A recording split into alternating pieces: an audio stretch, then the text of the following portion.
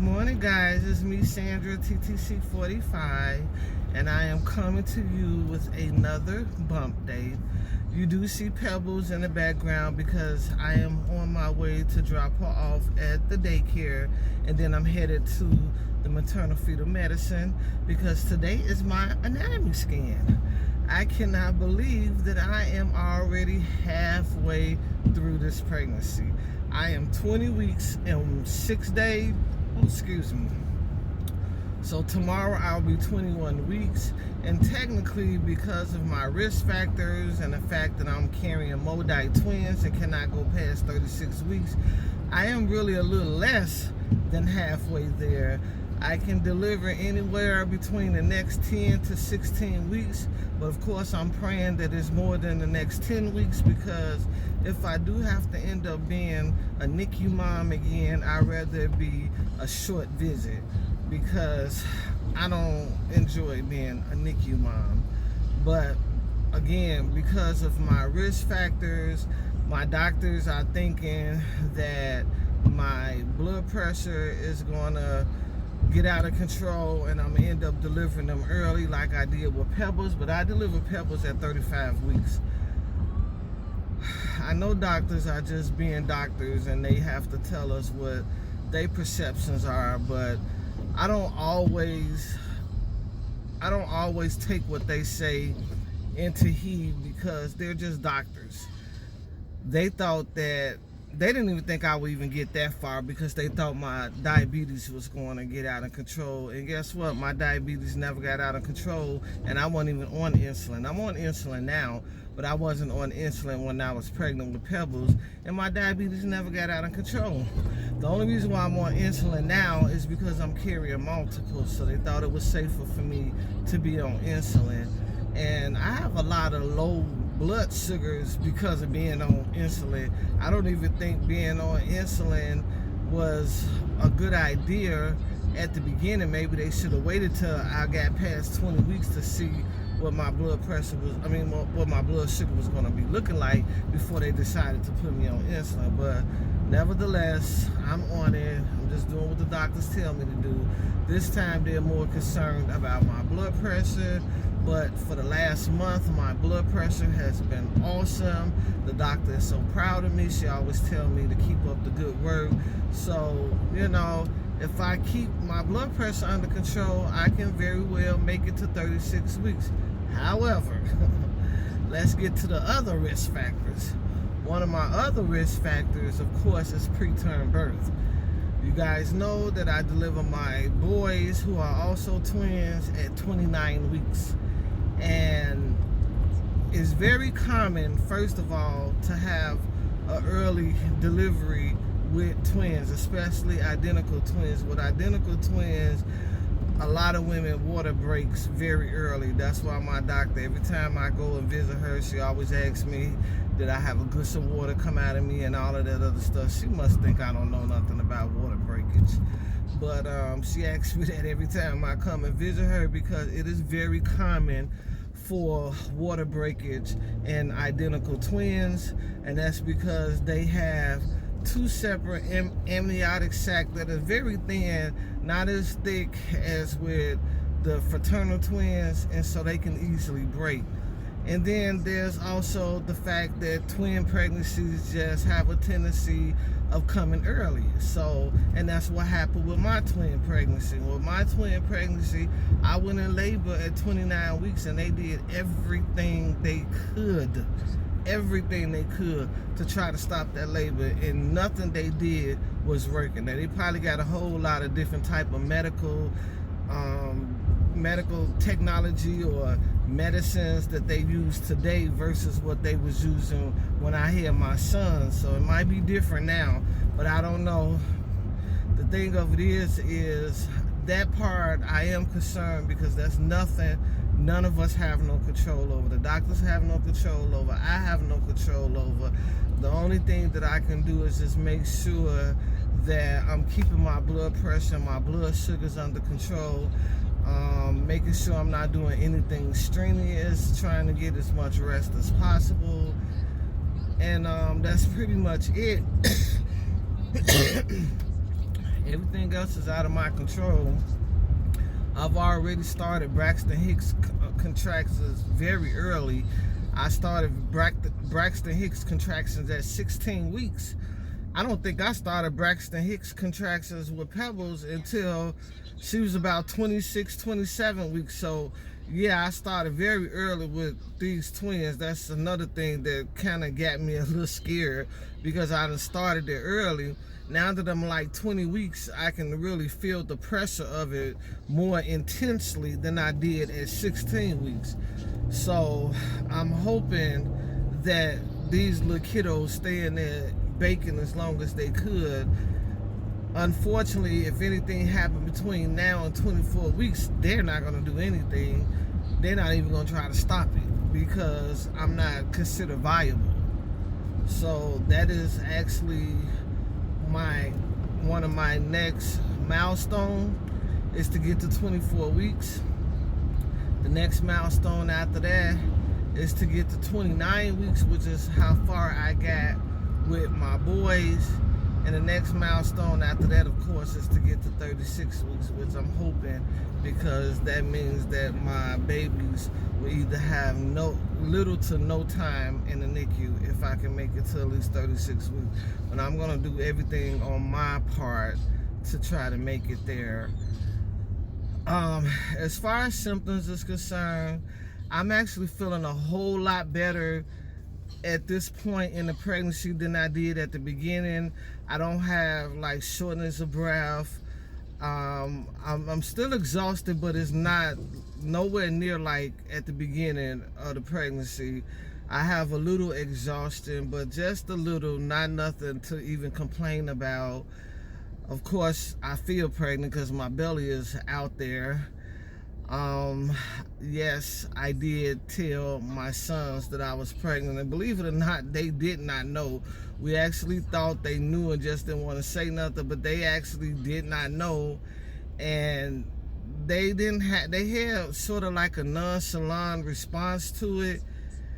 Really didn't say nothing, really didn't ask me no questions. But after maybe a day or two, then they started asking me questions like, you really went and did this again? And they wanted to know what it was. I wouldn't tell them what the baby was. I told them I didn't know the gender. And they wanted to know, was I gonna have a C-section again? They was concerned about that. They wanted to know, was I gonna breastfeed? I mean, they started asking all these different questions like over the next few days. But the day that I told them that I was pregnant, they absolutely had nothing to say. And it was funny because that day was also the same day I told my brother.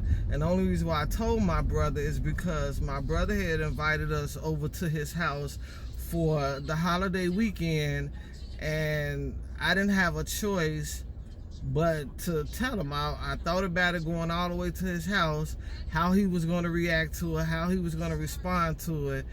And I wasn't even out of the car 20 seconds before he noticed my stomach, and he was loud as I don't know what. You pregnant again? But at the end of the day, he was happy for me. He gave me a hug. He took care of me while I was over there. He didn't want me to move. He wanted me to sit still. So I was glad to have gotten that off my chest with him, but he also knows that I don't want any other members of the family knowing. So he's gonna keep that. I told my sons the same thing. I don't want any other members of the family knowing. So those were the only ones that I wanted to know, and those are the only ones that know.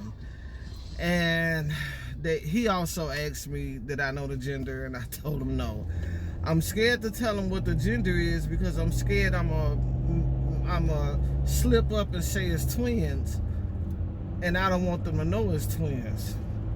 So I just say no, I don't know what the gender is. But other than that, yeah, I'm actually doing well. I was a little concerned last week when I did my ultrasound with my OB. She told I read my ultrasound report, and it said that my placenta grading went from a 1 to a 2. And I didn't know what that meant, so of course I went and I Googled that, and I didn't like what I read. I don't know. I don't know why every time I see something new on my reports, I'm running to Google. I didn't like what I read, so I sent her a message and I asked her, should I be concerned about that? And she told me no, as long as I, keep my blood sugars and my blood pressure under control, I should be okay.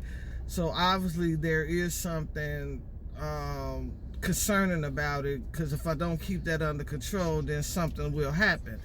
What I learned about the placenta grading is that at certain stages of your pregnancy, your placenta should be a certain size and age.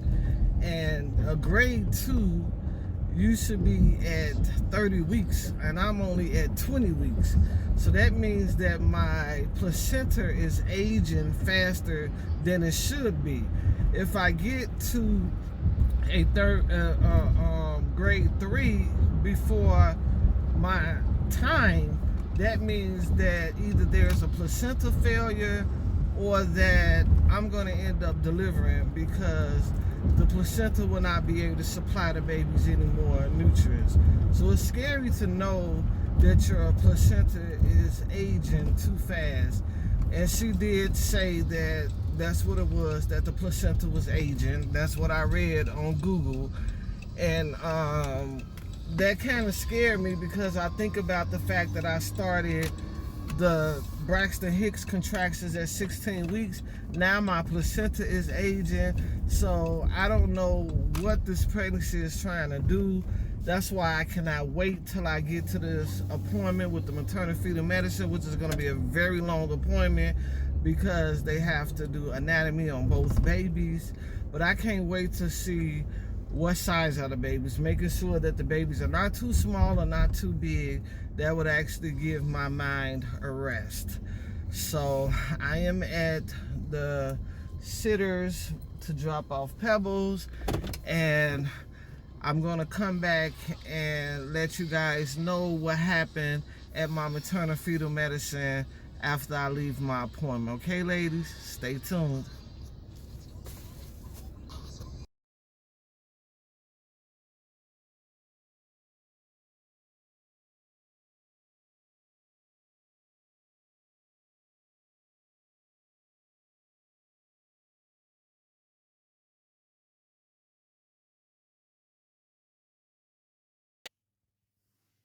Ladies, I'm in the middle of my anatomy scan. We just got done with baby A.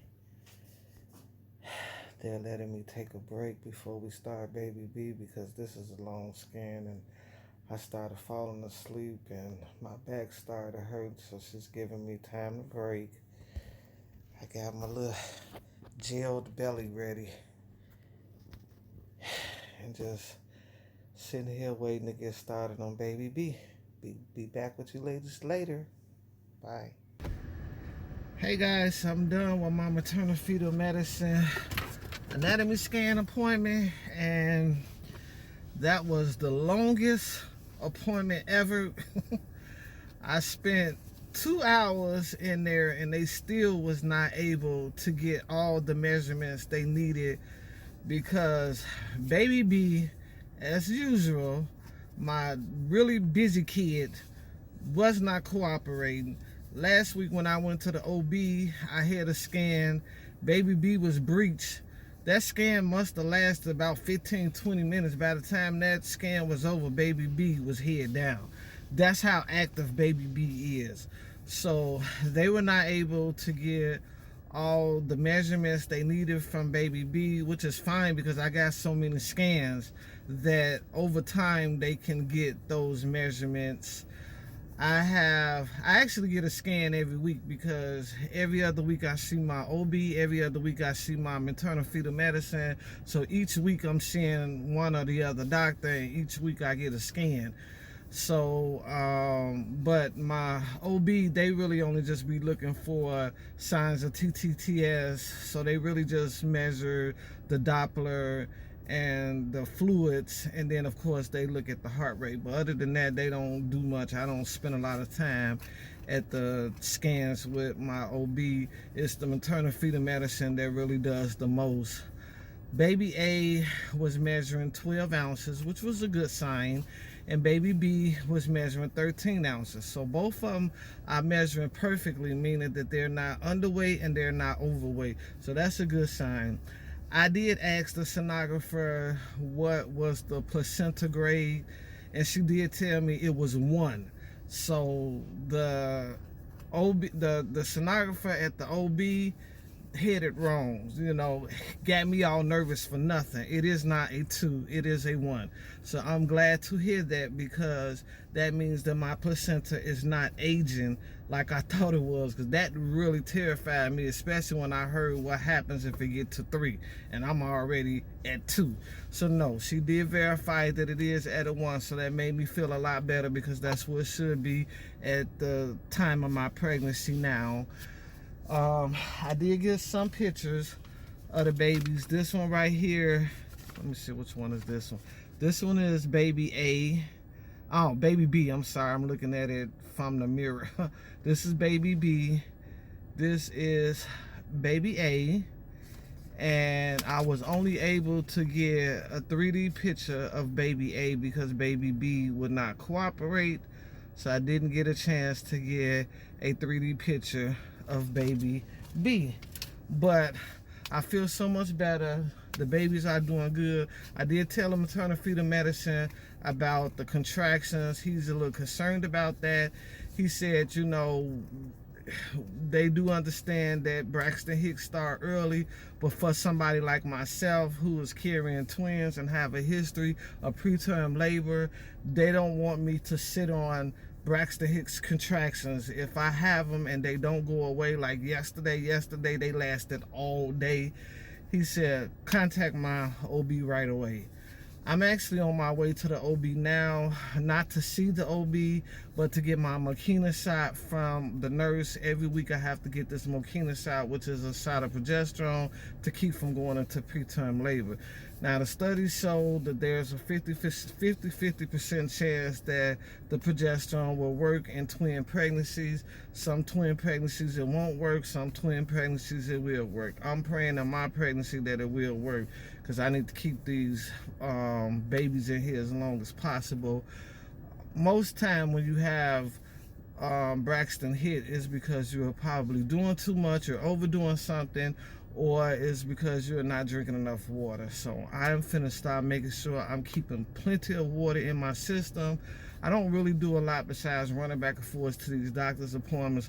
I'm about to start switching these appointments to video appointments.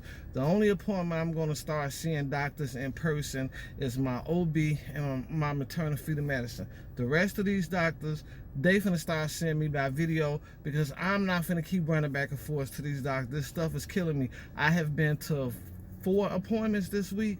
Now, Monday was a holiday. No, actually, let's start with last Thursday. I went to my OB last Thursday. Friday, I had to go have a pulmonary function test. Monday was a holiday. Tuesday, I had to go see the pulmonologist. Wednesday, I had to go see my allergy doctor. Not my allergy doctor, my endocrinology that monitors my blood sugars. And then today I had to see the maternal fetal medicine. So these are just back to back appointment. This stuff finna stop. Starting next week, I'm finna start making all of these appointments by video, unless I have to come in to do a test or something like that, because this is too much. I can't keep doing it, riding back and forth. I live in one city, these clinics and hospitals and doctors or whatever are in another city. So I think that's causing some of the Braxton Hicks contractions, so I don't want this to get out of hand. So anyway, ladies, I don't want to keep you long. Just wanted to give you that update. I am going to include a couple of bump videos in between the 2 videos from this morning and now. And I will be keeping up with you guys later. Sticky baby dust to all of you ladies out there that's still in that race. I'm praying for the big fat pigs. I'm praying for those who have gotten a big fat pig but lost it, or whatever the case may be. Please don't give up, because that happened to me not once but twice. I didn't give up, and look what God did. So please, please, please stay in that race, and I will be in that race with you guys. Love you ladies. Bye.